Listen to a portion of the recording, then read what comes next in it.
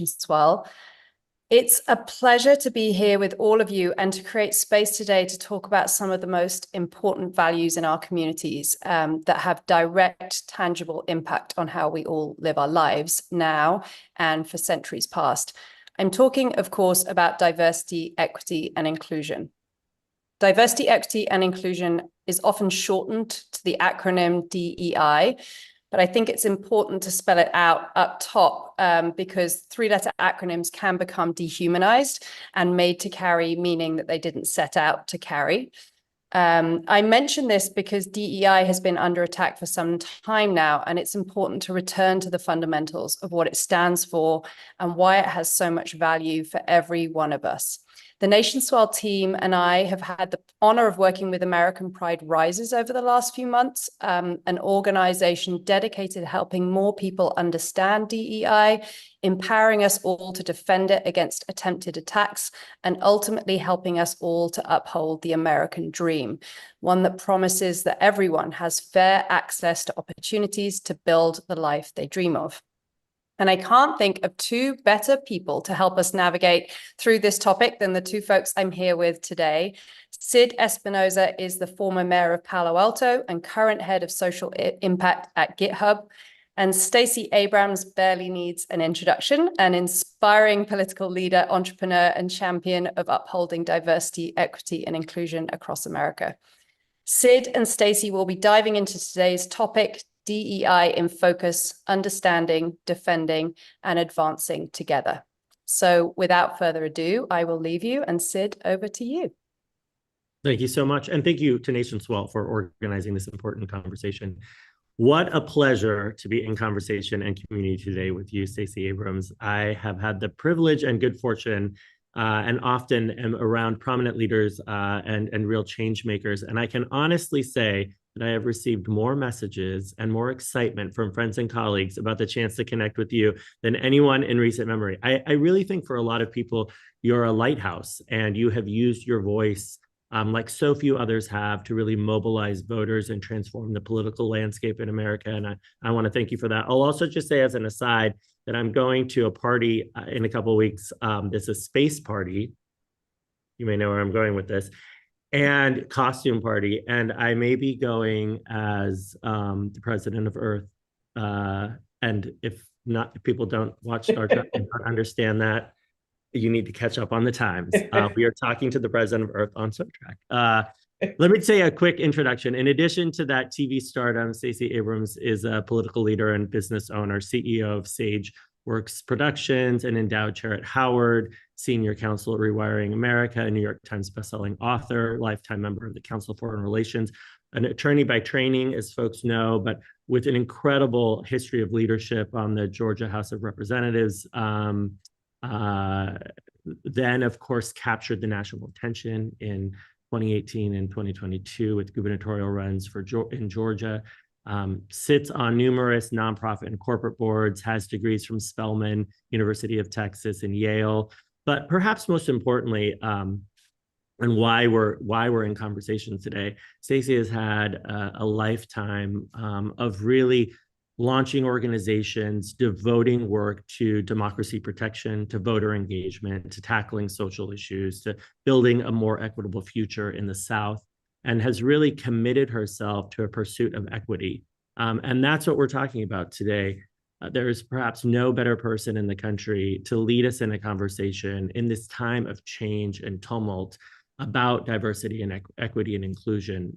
It's been under attack as a concept, as a term, as frankly a culture. And it's really important for us to understand where we are, where we might be headed, and how we hope to steer that. So, Stacey, I know that was a long intro, and I know you don't like intros and all the fanfare, but we really appreciate you taking the time to be in conversation with us today. And so let's kick it off. And why don't we start with a little bit of looking back in historical context? This is so often helpful when you have these discussions. People have been hearing about DEI in the headlines for years now, but of course, it's not something that is new. Where did the term come from? And could you walk us through a little bit about the history of DEI? Well, first of all, Mayor, thank you so much for a very generous, if overly involved introduction. But anytime you can bring in Star Trek, I'm happy. And of course, thank you to NationSwell for convening this conversation. So the rise of the term DEI it's a 20th, 21st century manifestation, but it's a descriptor that actually defines, I think, roughly 248 years of behavior, because we date DEI all the way back to the founding of this country. To Amy's point about calling out what it is, diversity is all people. That's what it means. It means all people. Equity is about fair access to opportunity. And inclusion is about being part of the American dream. When this country was started, the ideal of the American dream was lifted up, but participation was incredibly narrowly construed. And so since that time, we as people have been pushing this country forward using D&I as our lodestar because it's in our DNA. It's the civil rights movement. It's the labor rights movement. It's the gender rights, whether we're talking about women's rights or LGBTQIA rights, it's voting rights, it's disability rights. And it not only has been those movements, it's been the manifestation of success. It's the 13th, 14th, and 15th Amendments. It's the Civil Rights Acts, the one in 1866 that they're trying to cynically manipulate to actually dismantle access. It's the Voting Rights Act and Civil Rights Act, but it's also Title I. It's how we invest in public school children getting access, even if poverty if poverty intervenes as a disqualifier. It's the 19th Amendment. It's also Title IX. It's the Fair Labor Standards Act. It's Davis-Bacon, but it's also the Family Medical Leave Act and the Americans with Disabilities Act. And the reason it's so important for us to construe DEI as a 248-year movement is because it then connects us to all of the other folks in the struggle. One of the ways you dismantle not just movement, but dismantle engagement is by convincing someone they're in it alone. But we know that DEI is the most effective descriptor of all of those, that litany I just gave you, which is incomplete. But every movement that we have made towards progress, towards diversity being recognized and protected by law, equity being created and barriers being removed, and inclusion being the outgrowth of that opportunity and those efforts, that's what DEI is. And anytime we allow it to be reduced to either invective or worse, to a term of art that we throw away, we're dismissing an incredibly rich history that now has foundations in both our law and our operating principle as a nation. And so anyone who seeks to dismantle DEI, to diminish DEI, is essentially saying we want to roll back the rights and the opportunities that we have fought to make manifest for 248 years. Yeah.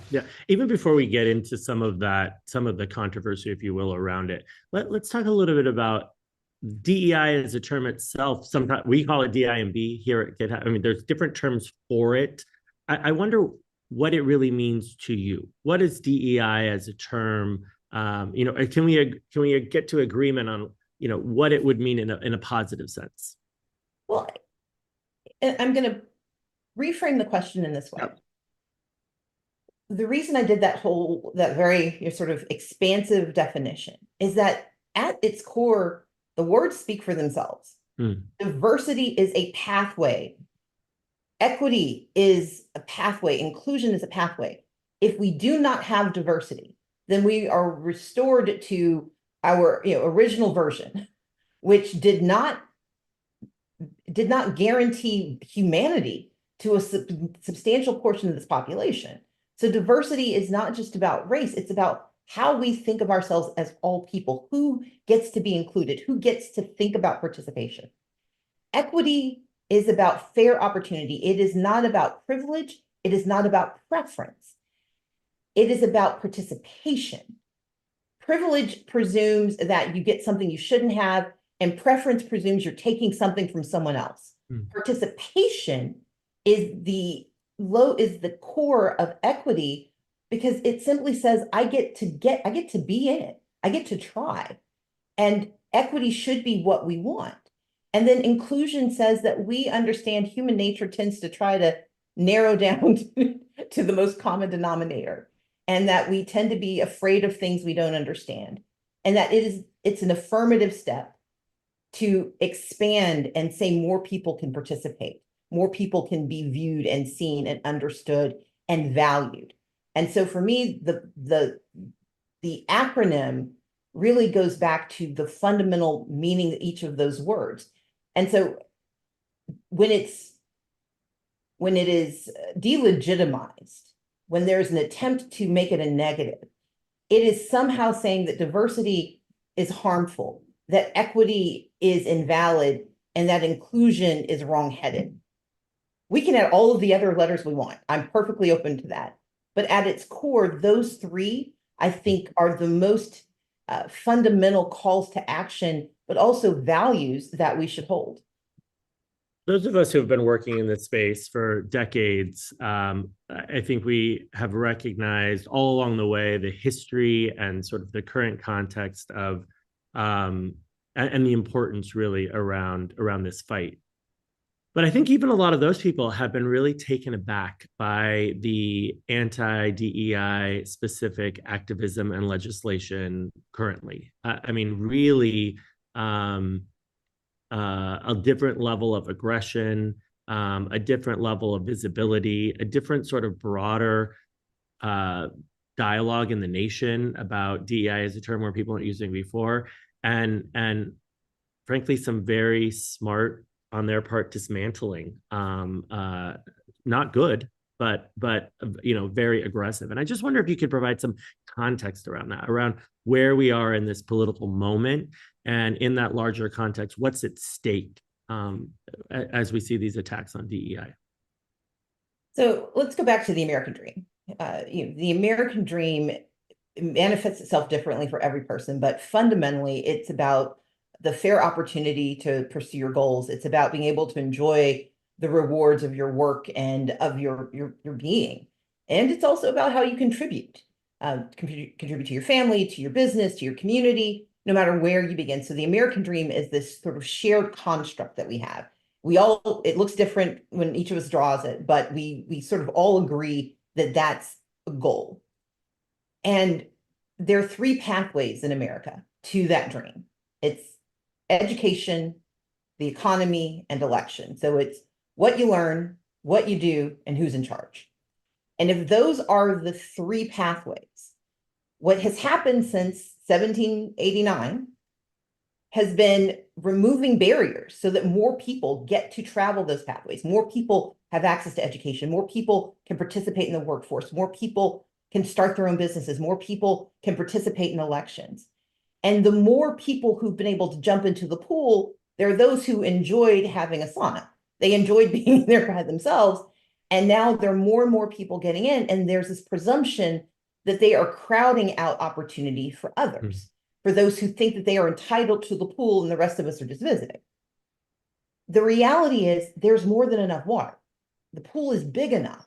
And in fact, more comes in, the more of us who get in. But those who are attacking DEI are doing so because they believe, cynically, I would say, that what was better were the days when they got to gatekeep who got to enter. And that's why they're trying to restore barriers. And let's be clear, they're restoring barriers because it's working. If DEI were not working, they would not be attacking. And you were right. They have a very, very smart, very clever approach to it. But let's be clear, they've been doing it for years. This isn't a new strategy. And I call it their infernal triangle. They start by delegitimizing what we know. They convince us that, or they try to convince us using multiple means of communication that our value system, that our narrative, that our terms of art aren't valid. They make us question who we are, and we spin ourselves into semantic circles trying to get them to like us. It's like being disliked by the bully at school, and we think if we change our name, they won't give us that horrible nickname. The nickname is just the manifestation of how they feel about us. We could change our names. They'll just mock the new name and mock us for changing our name. And so delegitimization becomes the most effective tool because we have this visceral need for wanting inclusion. And our response is to try to accommodate those who do not share our values.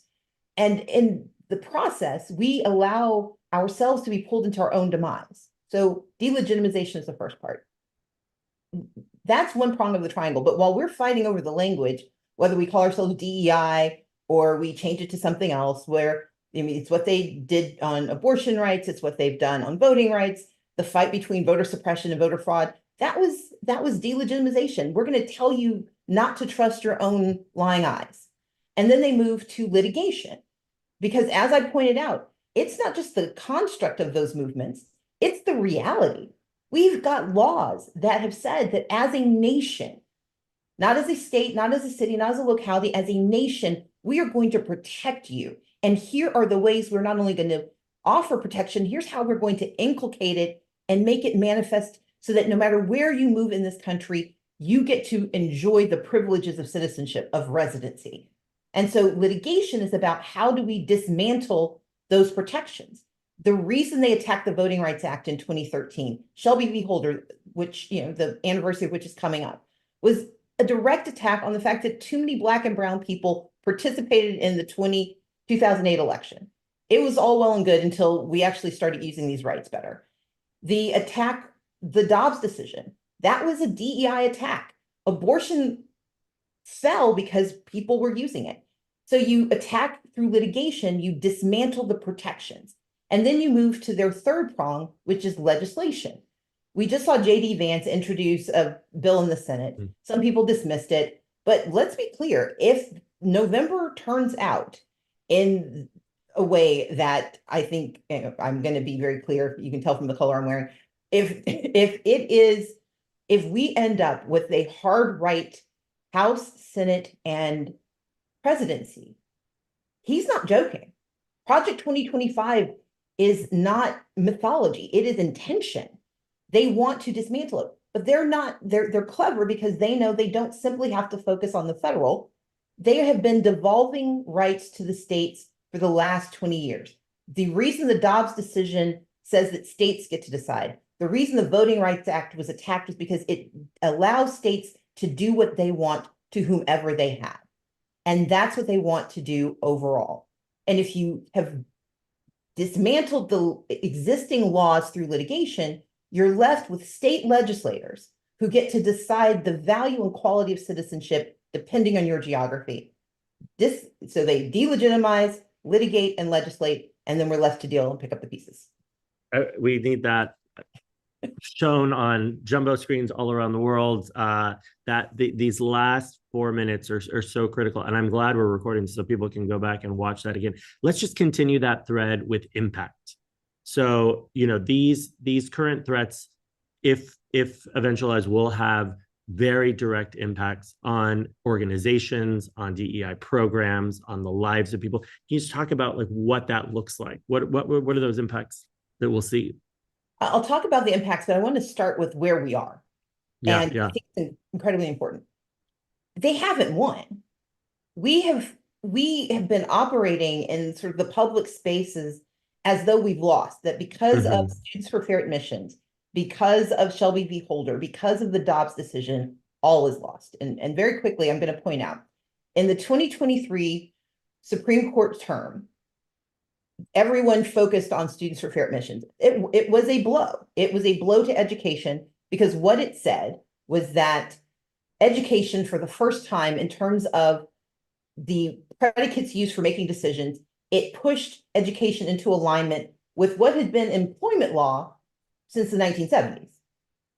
The argument against it is that employment law presumes that you've already gotten what you need. If you think about the circle I was talking about, education, the economy, and elections, education is a precursor. So we want to be more permissive with education than we are with employment. That's why we do more to help kids learn. So what Students for Fair Admissions said was, no, we're actually going to make it align with current employment law. So you can't use that as a predicate, except if we think it's important, like military academies. So even that wasn't an absolute. But that was one of 3 DEI decisions made in 2023. The second decision they made was Milligan versus Alabama. That was the decision that said that race does matter in deciding who gets to vote in this country and who they get to select to lead them. And that forced Alabama to draw another district to reflect increased Black populations. And because of that decision, Louisiana, Georgia, South Carolina, and Florida are all in various stages of having to accommodate the reassertion by the Supreme Court that for now, Section 2 of the Voting Rights Act is true. The third decision was the Indian Adoption Act, which was also a target of a lawsuit because the same conservatives said, well, they shouldn't be allowed, Native Americans shouldn't be allowed to tell us who can adopt Native American children, that the history of Native children being stolen from their communities through the 1970s, that was no longer a valid reason for Native Americans to be able to constrain adoption. And the Supreme Court said, yes, it is, that the history that we have in this country allows the continued protection based on race and orientation, or based on race and the fact that Native Americans have this special category. So we have to begin with the fact that the law hasn't changed. What has changed, which you pointed out, is how aggressively they are attacking those laws. And the fusillade of attack is what has us up in arms. We think that we've already lost because we hear the rat-a-tat-tat of the fuselage, but we haven't actually lost yet. But if we give up, if we cave in, if we capitulate, here's what happens. We lose Title IX. We lose Title I. If you don't think they're coming for public education, what do you think the book bans are about? They're not banning books in wealthy, undersubscribed communities. They're coming to the places where funding has to go to public education. We will lose the protections that have held us as a nation together. We will lose, finally, all of the Voting Rights Act. We will lose the Civil Rights Acts that have been used to protect communities and expand opportunities. But more importantly, we will not have the ability to restore them because the legislative piece is that as states put in place these hardened rules that say you can't protect these communities, you can't defend against these attacks. We will not have a Supreme Court that's going to step in as they did in Brown v. Board of Education. We don't have a Congress that's capable of, announcing its, daytime, let alone actually restoring our rights. And we have a presidency that is determined by an electoral college that is no longer reflective of the popular vote of Americans in every election. And that's a whole other conversation. So the impact is, if we do not defend it assiduously, aggressively, and spiritedly now, the consequences that all of the things we have built over the last 250 years to protect and expand our rights will be taken away. Oh, yeah. I'd love to dive into some of the concrete actions you think that people can take, because I think, we've got people who are exhausted post-COVID, distraught, maybe even a little terrified about the, national discourse and sort of disconnect that Americans seem to have with each other and the world, and are really concerned and want to be involved and are really interested in holding the line and sustaining and growing and expanding DEI, and not sure what to do, where to start, where to begin. And so would love just some of your thoughts on that. Well, first, we have to internalize that we're winning.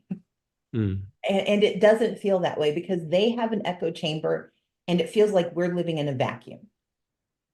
But we are winning. If we weren't, the attacks wouldn't be so aggressive and it wouldn't feel so harmful, because all of the things they're attacking are things that we have internalized as Americans as right. We know that these are good things. There was a Washington Post poll just yesterday, and 6 in 10 Americans say that diversity, equity, and inclusion programs are a good thing. And when they actually get the definition, when they go below the surface and they get more detailed information, 60% jumps to 69%. So it's working and people support it. But what we keep responding to is the very specific state and local actions that they're taking and the national narrative they're creating. And so we've got to do 3 things. Number one, we have to speak up. No matter the organization you're a part of, whether it is a company or a nonprofit or a civic organization, we have to champion and be as loud in our defense of DEI as they are in their opposition to it. We know that without DEI, workplaces, schools, communities see diminished opportunity, diminished innovation. It hurts the economy. McKinsey, Harvard Business Review, we know that we make more money and we are a wealthier, more robust nation because of DEI. And so when they attack it, we have to see through the facade and actually defend it, but not only defend it, champion it. We know that when we support and promote DEI, that things get better and that most people agree that they should be better. And so our first job is to speak up. That means telling stories about how DEI operates where you work, how it has affected your lived experience. Sometimes we're shy about it because all we hear are the negative attacks. And again, it's like being, in a, DEI version of Mean Girls. Like those attacks hurt. You're just like, you clutch your pearls. You're like, but then you have to remember that's not true. And so we have to tell our own truth. We cannot let the lies be louder than the truth. So we first have to speak up. Secondly, we have to stand firm. For a lot of the organizations and companies and entities on this call, you're getting advice from your lawyers or from your consultants, and it is a risk aversion model that says, well, we can still do it, but we shouldn't talk about it. Or we need to roll it back before they attack us. If you give in before the attack, you've done their work for them. And those who are involved and invested, those who are exhausted, you survived COVID because you knew the alternative was incomprehensible. We have to understand that the alternative to DEI is exactly where we were in 1789. I personally don't want that. Mm-hmm. And so we have to understand that we must stand firm. They don't back up.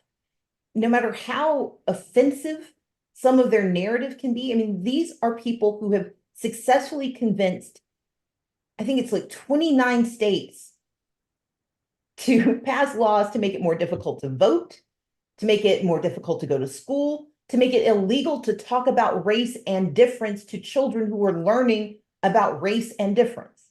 Mm-hmm. So our silence is not just consent, it is participation in our own demise. So we have to first speak up. We have to stand firm. And that means asking your lawyers not just to tell you what the risk is of continuing, make them do a risk analysis of you walking it back. Have your business case for what happens to you if you stop doing the right thing. Because that business case is often not pointed out because it's been built into how we operate. So we've got to make the case for walking back. And if that case actually tells you that capitulation and surrender makes sense, we should talk, but at least make your team do the work of proving that the risk of engagement is worse than the risk of retreat. And then the third responsibility is to stay in touch. And that's why this community is so important. It's why I'm so eager to work with the groups that are doing this work. I mean, I work with an organization called American Pride Rises. We have a network of organizations. We're working with the BEA, the Black Economic Alliance. We're working with LDF and the ACLU. There is a whole phalanx of groups out there doing this work. Find out who's doing it. Find out who you're already connected to, who's supporting DEI. Stay in touch with them and lift up their work, but also ask what else you can do to make their work stronger. I love you talk about the community on this call and knowing a lot of them. We definitely have the mix. We have real business leaders here. We have people that are doing ESG or CSR, government affairs, in venture, in all sorts of different areas. But we also have a lot of people who work in philanthropy. And I know that you have talked about the role that community can play in this movement and in this important topic. And I just wonder if you could share a little bit about that. So philanthropy has the benefit of not just legacy, but legitimacy. And what we're seeing right now is this uneven response to the attack. And it's predicated by a fear that continued behavior will somehow bring harm. And nothing could be further than the truth from the truth. If they're going to come after you, they're coming after you. They've got a list. So if you're on the list, sitting really still is not going to make them bypass you.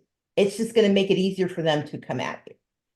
But the strength of philanthropy is that you can help arm and support and protect and lift up those who are on the front lines.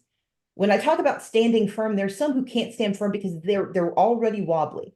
And so investing in their continued behavior is critical. If we close our eyes and we think back to what if philanthropy had, I mean, more than it did, had stayed out of the civil rights movement, where would we be? Think about every major movement, especially in the 19th and 20th centuries. Those movements relied on philanthropic dollars that did the right thing because they were not burdened by the worry of shareholder response. They were driven by the moral call to do right. That's this moment. And so the organizations that are at deepest threat are not the big philanthropies or even the middle-sized ones. It's those small organizations that are actually doing the work to make DEI real. They're the ones who are calling out those systemic barriers. They're the ones who are being mentioned in a lawsuit or flagged in an op-ed that need your help. They need the money to do rapid response. They need the support to bring on one more person who can help them issue spot. Now is not the time for retreat. In this moment, the attack is designed to scare us into either paralysis or retreat. And our response, especially in the philanthropic space, is to lean in. We've got the protection.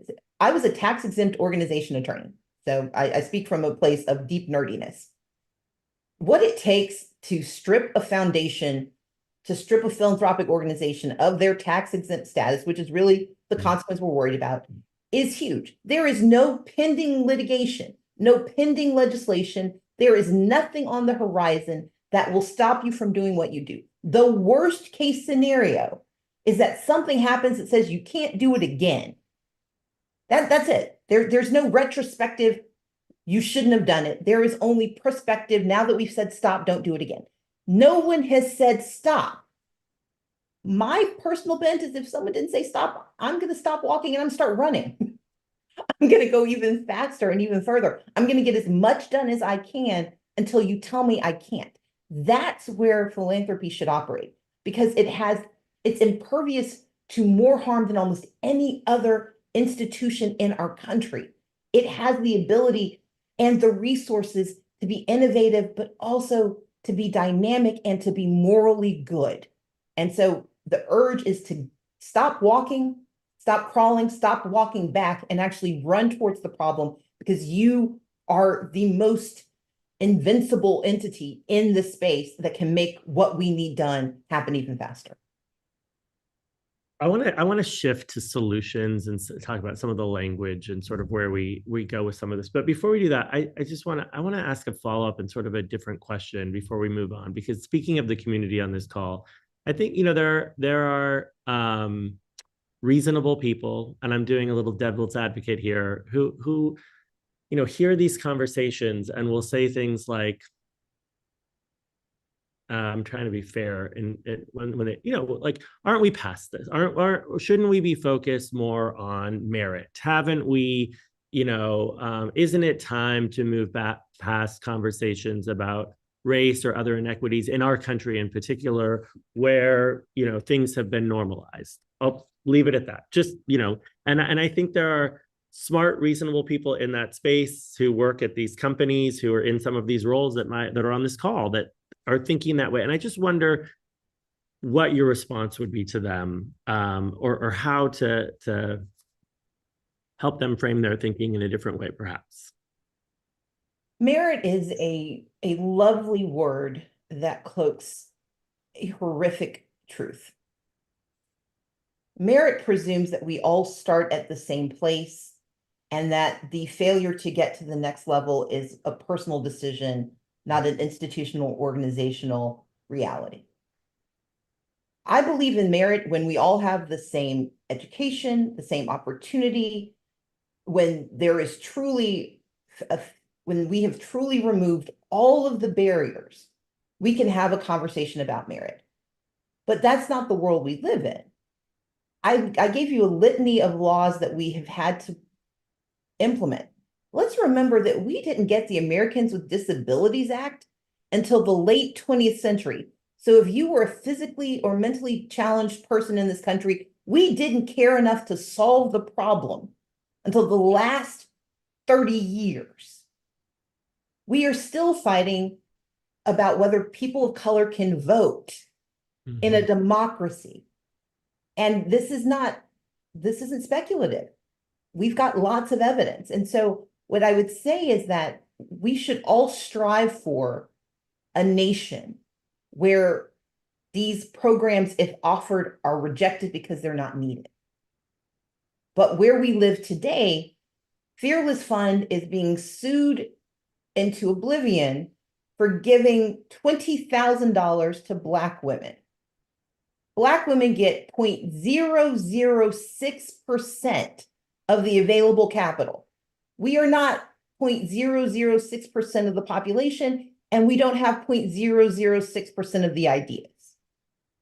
There is a disconnect between our ambitions for our nation and where we stand today.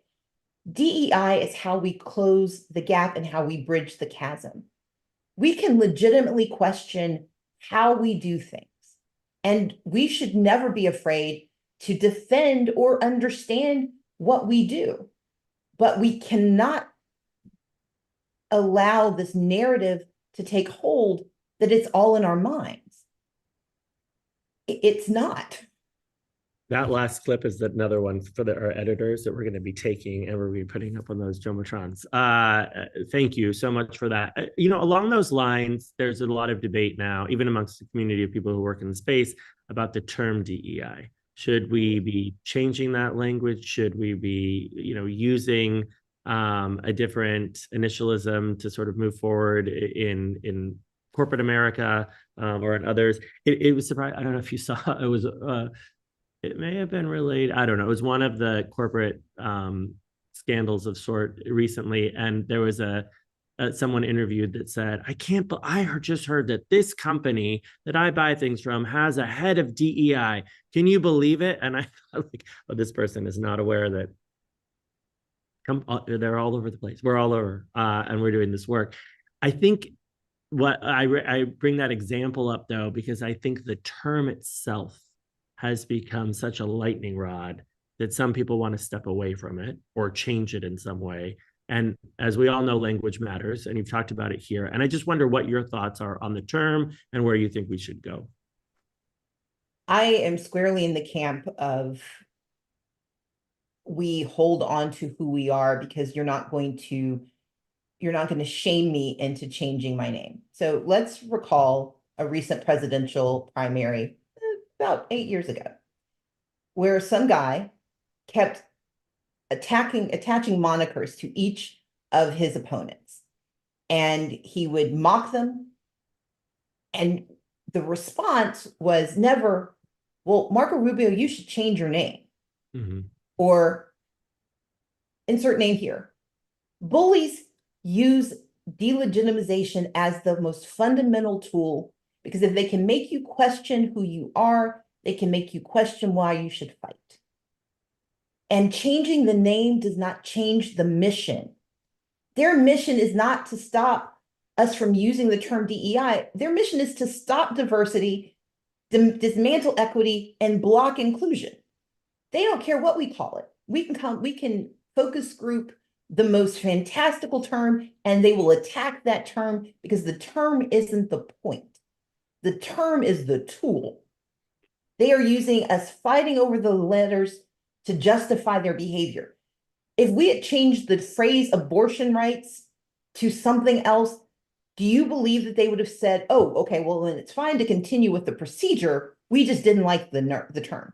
No, they don't like what it is. Their issue with voting rights is not the term voting and rights. It's who gets to use the right to vote. And so as a practical matter, it is ineffective to change the term of art because they're simply going to attack the new one. The only way to mollify them is to change the work. They will keep attacking until what we say is, well, we won't actually promote diversity anymore. Well, we will not try to mitigate the disequity that has existed by actually providing the calibration to make equity real. And oh my Lord, I promise you won't have to deal with anyone you don't like, anyone that's not of your kind. We won't make you include anyone, because that's what they're attacking. The term of art just gives them the shorthand. But if we make it a longer term of art, one, they'll name it something else. And two, they'll keep at it. And so I'm Southern enough. Like, if somebody calls you out of your name, you don't change your name. You just yell it even louder. And so I reject as a fundamental premise this idea, because what they're after is not the term, they're after the internals. Yeah. Yeah, I want to be sure. There are so many questions. This kills me. And things that I want to talk about. I want to be sure that we have time for audience questions as well. And I know people have been submitting those. I do, though, know that this is a very action-oriented audience, and I want to be sure that we talk a little bit about solutions and really call to actions. You know, what for folks on this call and the broader community are you calling people to do? Are you thinking about, we've talked about some of the frames, and I wonder if we can get to, like, here's my list for you, go work on these things. Absolutely. So I'll go back to that triumvirate I listed. Yeah. First, it's speaking up. So there are organizations like, please visit aprnetwork.org. Visit organizations like that speak to your narratives and your concerns, and ask them what help they need. They need resources, so they need money, but often they need champions. They need someone to speak up. One of the projects that APR Network is working on is actually filling, right now the right has, an echo chamber, and proponents of DEI, even though we're the majority, we have a vacuum. We need more champions. We need more people willing to speak up. And so APR Network is working to pull together folks who are willing to sign on to op-eds, to go on to, a television show, to speak up and actually talk about this. So it's just as important to be behind the scenes, but we need some folks who are in front of the scenes. It's sharing those stories. When we speak up, it's about telling the story of success. They are cherry picking these narrow negatives, but we have an entire universe of good that we don't tell anyone because we've become used to how it works. Part of the way people understand the danger is by knowing what they're going to lose if it disappears. I equate it to the ways, if we remember back in 2013, people hated Obamacare but loved the ACA. Mm-hmm. There are those who do not respond to DEI but love everything DEI delivers. And so part of our job is to speak up in those spaces where it's uncomfortable and remind people of why it matters, especially among colleagues who are only getting their information from the quick snippet that is negative, instead of having us actually say, no, let's talk about what that means. What would you get rid of? Would you eliminate the Americans with Disabilities Act? Well, of course not. Well, that's what's under attack. They may reduce it to race right now, but that's just the opening. It's the opening salvo. And so we've got to speak up. The second, again, and when I say stand firm, that sounds esoteric, but it's a very real responsibility. We have a lot of companies and organizations that are quietly quitting DEI. They are quietly quitting ESG. They're quietly quitting. They're not going to make a big stink about it, but they're not keeping data anymore. Mm-hmm. If you don't keep evidence, you can't prove something happened. And you can't prove what the effect is. So we've got to stand firm. We cannot retreat. The law has not changed. The law has not changed. And therefore, we need to keep doing what we're doing until we're told we cannot. And when that happens, we need to be armed with the information necessary to prove why it's got to return even better. And then the last is, when I say stay in touch, when I say stay connected, it feels very wishy-washy. But here's the thing. The reason I lay out the taxonomy of DEI and how many pieces are connected, when they can silo us, when you feel alone as an organization, when you feel alone as an institution, when you feel alone as a department, it is easier to block you, stop you, and force you into retreat.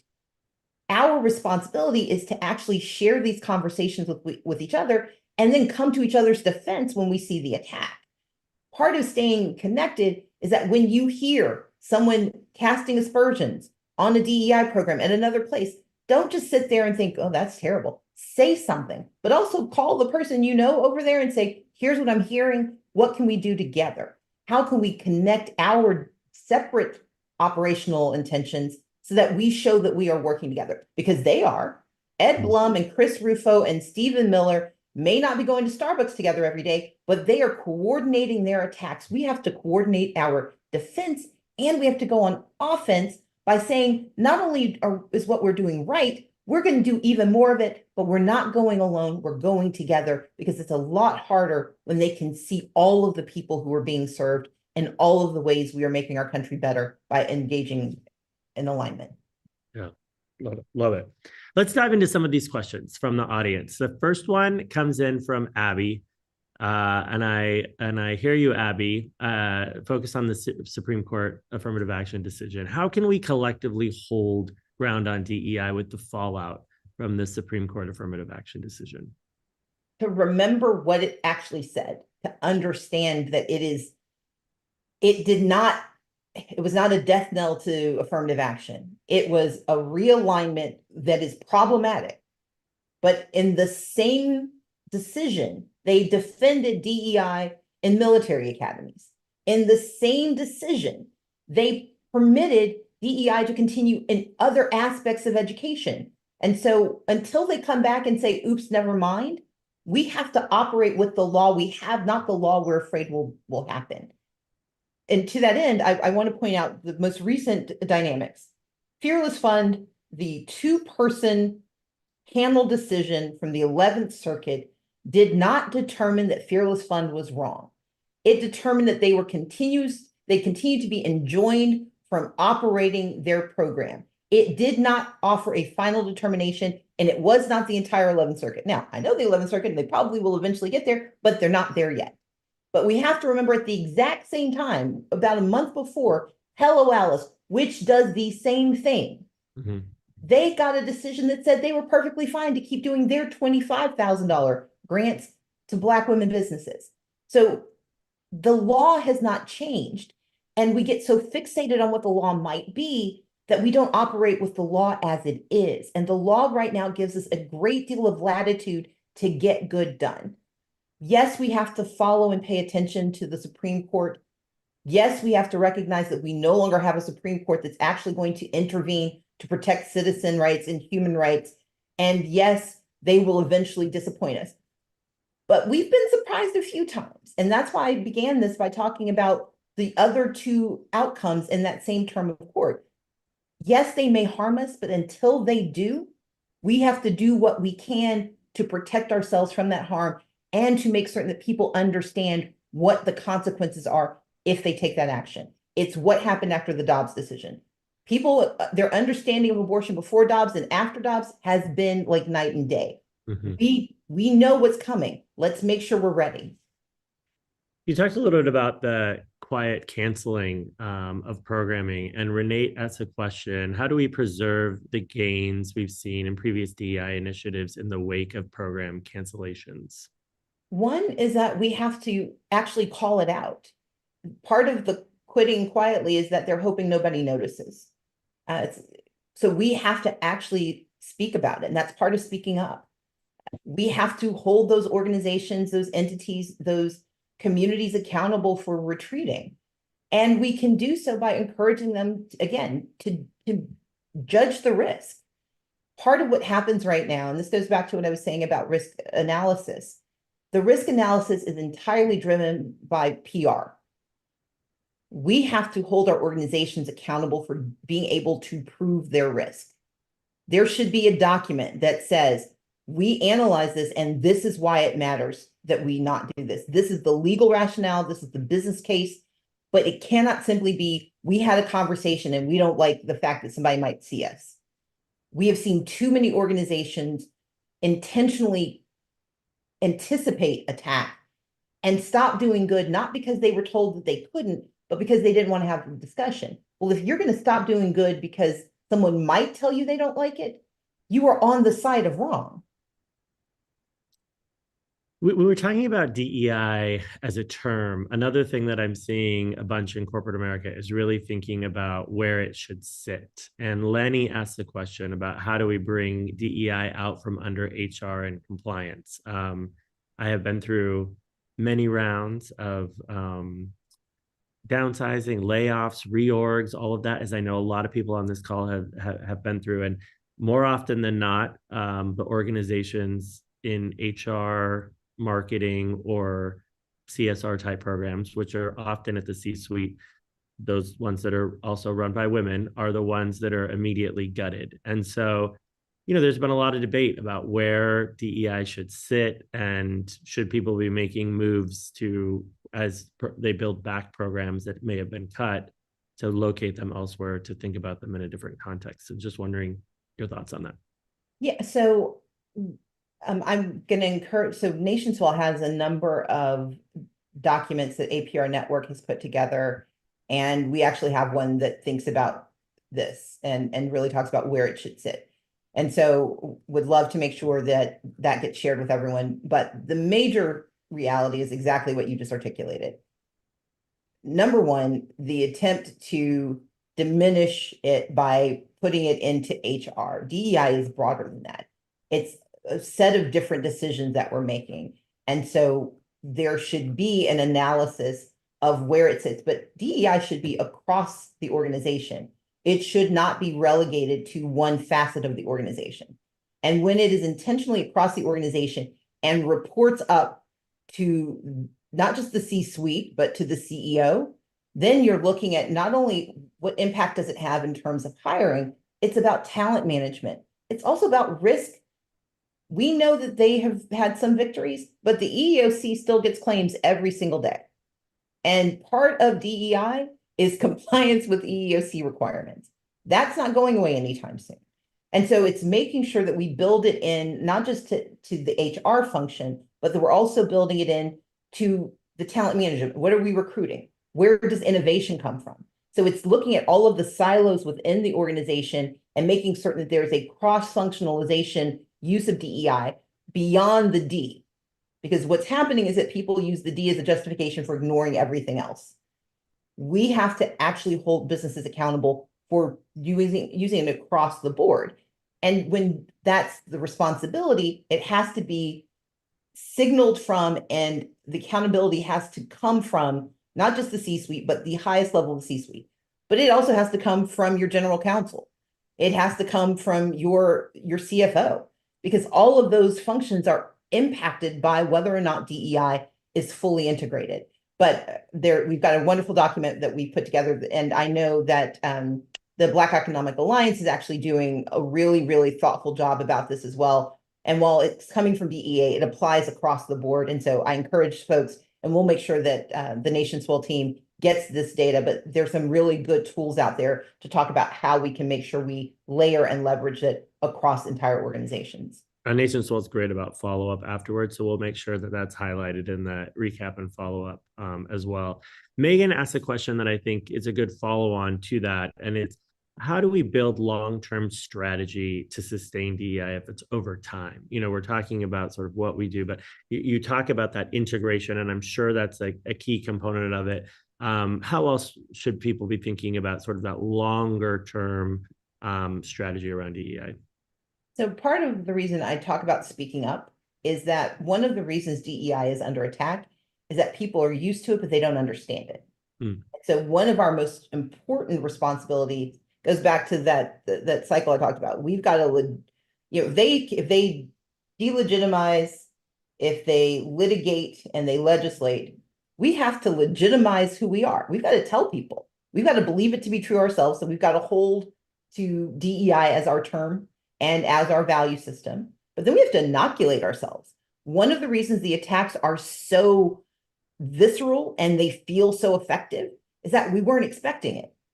And we don't feel that we have the support we need because we haven't done the work of actually making sure the rank and file, the average person, gets DEI.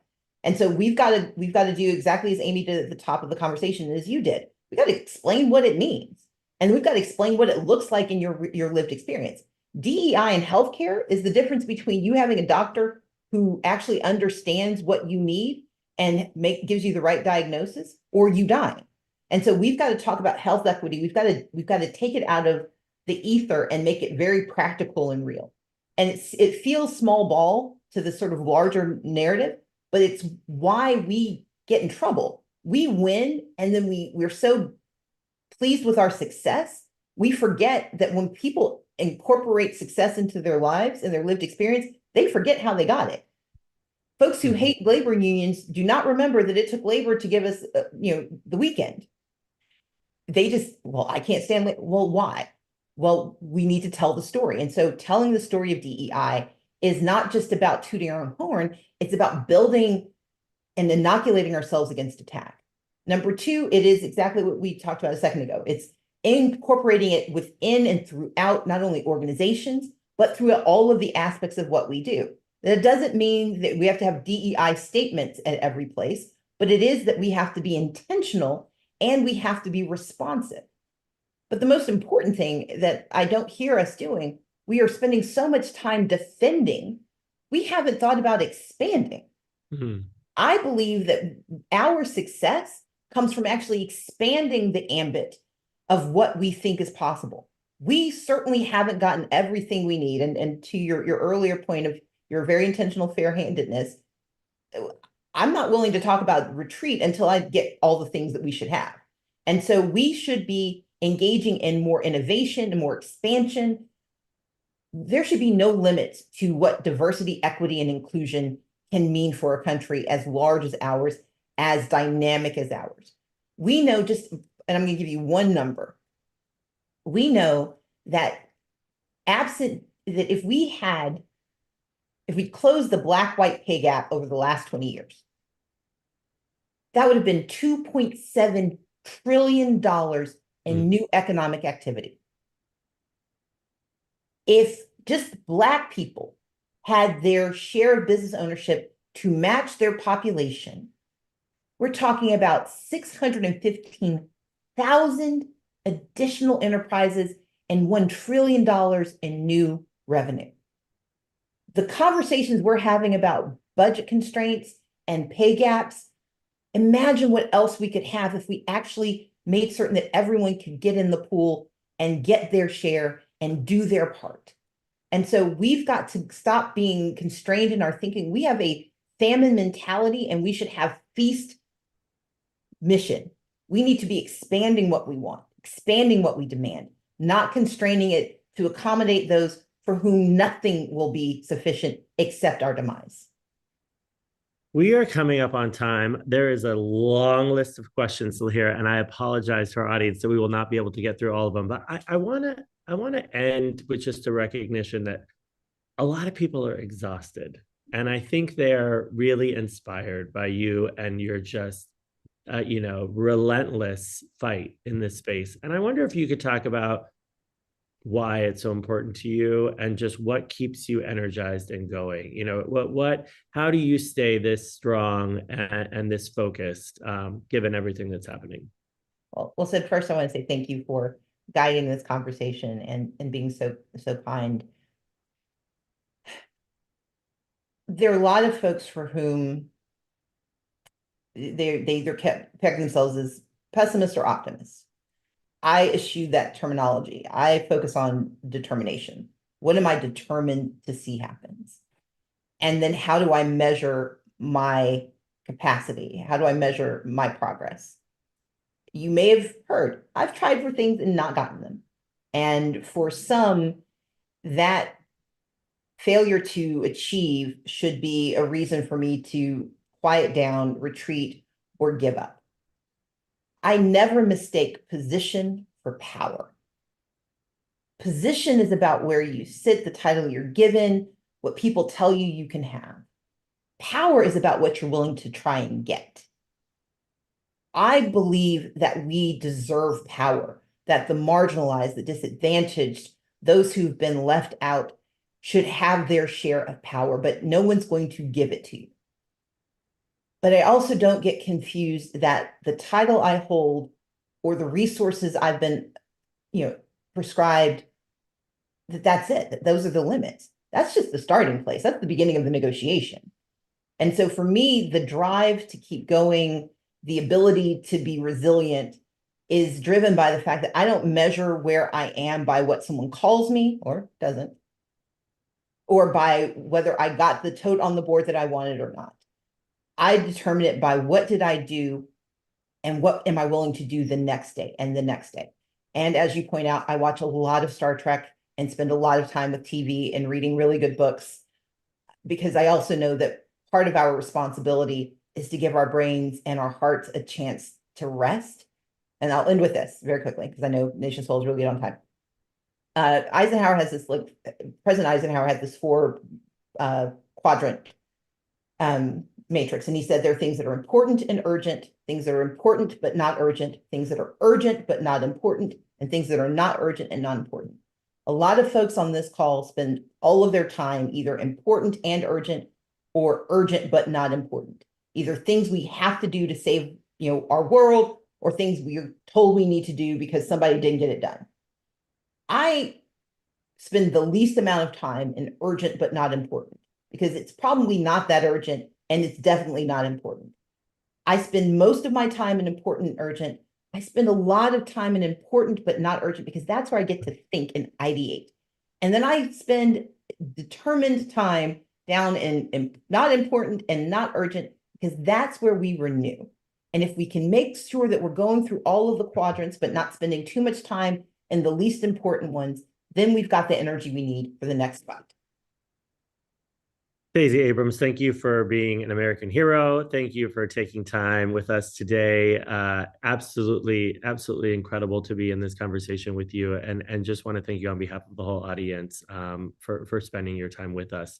With that, thank you again to NationSwell for hosting this discussion. Thank you everyone for joining us today. We'll see you all soon. Thank you.